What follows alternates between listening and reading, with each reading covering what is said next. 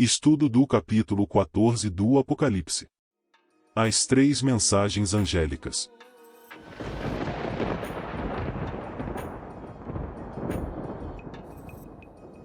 Olá! Graça e paz a todos. Aqui Milton Santos. Hoje iremos estudar o capítulo 14 do Apocalipse.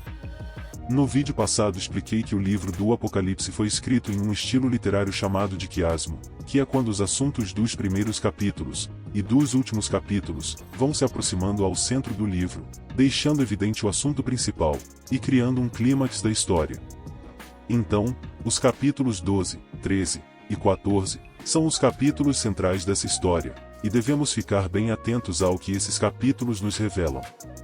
Seja bem-vindo a esse estudo, e espero que possamos aprender mais da Palavra de Deus. Vamos começar.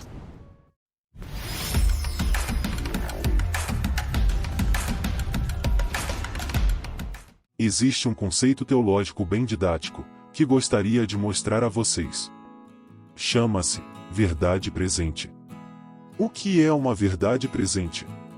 É a mensagem que Deus quer transmitir naquele momento da história. É o assunto mais importante para aqueles dias. E é muito simples de entender. Vou mostrar alguns exemplos, tente responder qual é a verdade presente nesses episódios. Qual a mensagem que Deus tinha para Adão e Eva, no jardim do Éden? Conseguiu imaginar? A mensagem era: se vocês comerem do fruto, vocês irão morrer. Isso é uma verdade presente. Vamos a outro exemplo. Qual era a mensagem que Deus queria passar, na época que Noé estava construindo a arca? A mensagem era: quem não entrar na arca, vai morrer. Está vindo um dilúvio e vocês precisam entrar na arca. Acredito que já deu para entender o conceito, mas vou dar mais um exemplo. Quando foi revelado aos profetas, que chegado o tempo previsto, iria vir o Messias. Qual era a verdade presente, para esse aviso de Deus? Deus estava informando que o libertador do povo estaria vindo, prepare-se para recebê-lo. Ele estará no meio de vocês e quem aceitá-lo será salvo. Bem, ficou bem claro o conceito, certo? Então, tendo em nossa mente o que significa verdade presente, vamos ver o que Deus quer informar para os nossos dias. As três mensagens angélicas. A voz do primeiro anjo.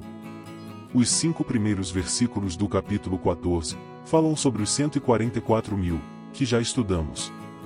Tem um vídeo aqui no canal que fala só sobre esse assunto. Confira na playlist dos estudos do Apocalipse. Começaremos a partir do verso 6, que é a mensagem do primeiro anjo. Então vamos ao verso da Bíblia, e que possamos entender essa verdade presente.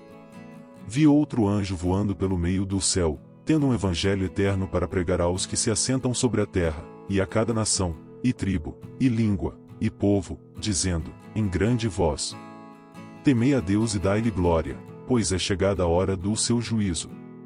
E adorai aquele que fez o céu, e a terra, e o mar, e as fontes das águas. Apocalipse 14, 6 e 7. Veja que mensagem importantíssima, que esse anjo está comunicando para todos nós, que vivemos no tempo do fim. Que são os nossos dias. No vídeo passado eu mencionei qual seria o desfecho desse grande conflito, no qual estamos envolvidos desde quando o pecado entrou no mundo. E o assunto principal será a adoração. Então o anjo vem voando pelo céu, que caracteriza a rapidez e a importância da mensagem. Tendo um evangelho eterno para pregar. Esse evangelho eterno tem o propósito de mostrar Cristo como o Salvador. Deus não nos salva de formas diferentes. A única diferença sobre os salvos do Antigo Testamento com os salvos do Novo Testamento é que eles matavam animais no santuário para a remissão dos pecados, acreditando na vinda de um Messias que morreria um dia como sacrifício perfeito para salvá-los. E nós do Novo Testamento acreditamos na salvação através do Messias que já veio e morreu para nos salvar. Para eles, a salvação estava no futuro, e para nós a morte do Messias está no passado. Consegue enxergar a diferença? E esse anjo informa sobre o começo do juízo e a quem devemos temer e adorar. Mas nessa mensagem, também tem mais um detalhe muito importante.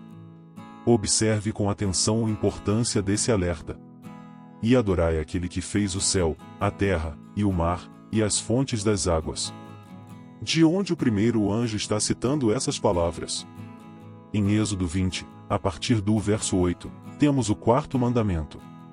Acompanhe comigo, e veja a semelhança com essa mensagem. Lembra-te do dia de sábado, para o santificar. 6 dias trabalharás e farás toda a tua obra. Mas o 7º dia é o sábado do Senhor, teu Deus. Não farás nenhum trabalho, nem tu, nem o teu filho, nem a tua filha, nem o teu servo, nem a tua serva, nem o teu animal, nem o forasteiro das tuas portas para dentro. Porque, em 6 dias, fez o Senhor os céus e a terra, o mar, e tudo o que neles há, e, ao 7º dia, descansou.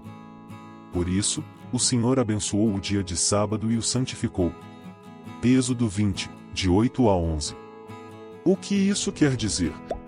O quarto mandamento é o único dos 10, que apresenta Deus como Criador de todas as coisas. Então o anjo está dizendo: temei a Deus, adore o Criador, porque é chegada a hora do seu juízo. Isso é um alerta para não adorarem a besta e o seu sinal.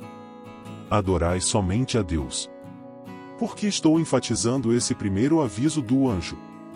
Hoje em dia, muitos ensinam que a lei de Deus foi abolida, e que não devemos mais seguir a lei. Mas como essa lei pode ter sido abolida, se continua sendo proibido matar, adulterar, levantar falso testemunho, cobiçar, desonrar os pais, e etc.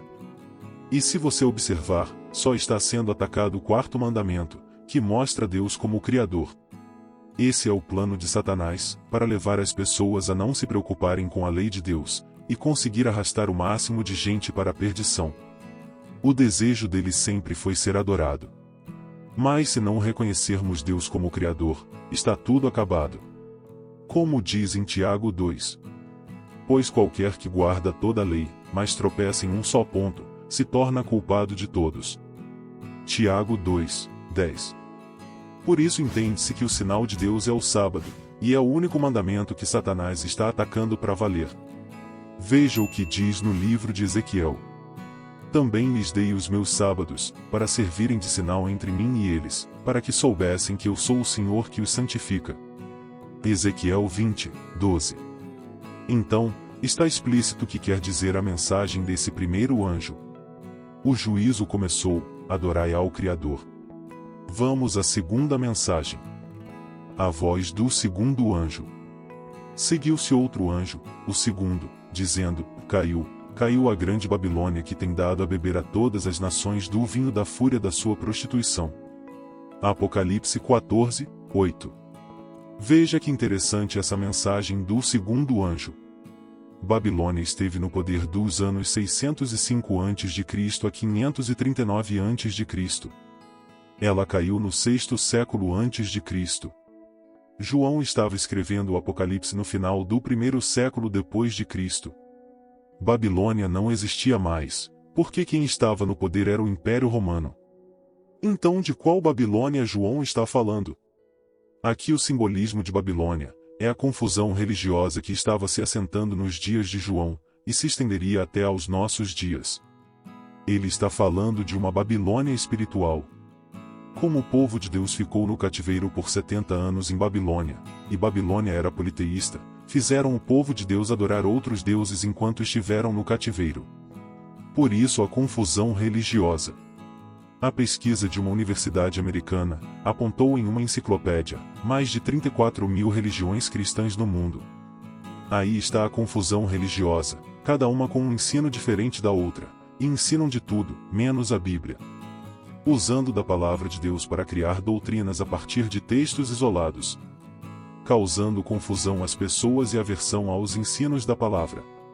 Então o segundo anjo está dizendo: caiu a grande confusão das igrejas. E o vinho da fúria da sua prostituição são esses falsos ensinos, que prostituiu a igreja com falsos deuses. Essa palavra, prostituição, quer dizer o adultério da igreja em abandonar os ensinos de Deus por outros ensinos que não estão em sua palavra, e na adoração a outros deuses. Mas no capítulo 18, há uma recomendação de Deus para seu povo. Ele diz: sai dela, povo meu. Comparando com João 10:16, fica claro o que Cristo queria dizer. Ainda tem ovelhas que não são desse aprisco, mas convém a mim conduzi-las. Isso quer dizer que Deus ainda tem um povo em Babilônia, e Ele está chamando essas ovelhas para sair do meio da confusão. A voz do terceiro anjo. Seguiu-se a estes outro anjo, o terceiro, dizendo em grande voz: se alguém adora a besta e a sua imagem e recebe a sua marca na fronte ou sobre a mão, também esse beberá do vinho da cólera de Deus, preparado, sem mistura, do cálice da sua ira, e será atormentado com fogo e enxofre, diante dos santos anjos e na presença do Cordeiro. Apocalipse 14, 9 e 10. Esses três anjos trazem essas mensagens para os nossos dias. E esse último anjo está dando a última mensagem de Deus. Essa última mensagem volta a falar da marca da besta, e da adoração à sua imagem. Quem aceitar essa marca e adorar a sua imagem, beberá do vinho da cólera de Deus, preparado sem mistura, do cálice da sua ira. Lembrando que essa marca na mão é sinônimo de trabalho, e a marca na fronte é sinal de aceitação. Então essas são as verdades presentes, para os nossos dias. Leia novamente essas mensagens, obedeça a palavra de Deus, para não provar dessa ira, que de uma vez por todas, destruirá o mal e seus seguidores. Ainda no final da voz do terceiro anjo, ele diz assim: aqui está a perseverança dos santos, os que guardam os mandamentos de Deus e a fé em Jesus. Apocalipse 14, 12. Consegue ver que os mandamentos ainda estão em vigor? Essas mensagens são para os nossos tempos, e o anjo deixa bem claro que devemos observar os mandamentos, e manter a fé em Jesus Cristo. E o que acontecerá com esses que aceitarem a marca da besta? No capítulo 15, está a resposta, e também será o tema do próximo vídeo. Acompanhe comigo. Vi no céu outro sinal grande e admirável. 7 anjos tendo os 7 últimos flagelos, pois com estes se consumou a cólera de Deus. Apocalipse 15, 1. Então aqui está, o que acontecerá com os ímpios. A última parte desse capítulo, fala sobre a ceifa e a vindima. A ceifa é Jesus recolhendo os salvos, e a vindima é o fim dos ímpios. Por isso Jesus diz que o trigo e o joio crescerão juntos até a colheita. Aqui é a colheita do trigo que representa os justos, e o joio representado pela vindima que será lançado ao fogo. Terminamos por aqui mais esse estudo. Espero que tenham ficado claros os ensinos que esse capítulo nos trouxe. Se trata de um assunto muito sério e que graças a Deus temos oportunidades e liberdade religiosa para tomar as devidas providências antes que seja tarde. Mas ainda há países pelo mundo que matam cristãos e não permitem a liberdade religiosa. Oremos por esses irmãos que vivem em dificuldades em relação a esse assunto. Espero que tenha gostado do vídeo e nos encontramos no próximo estudo. Graça e paz a todos. Até mais, e tchau.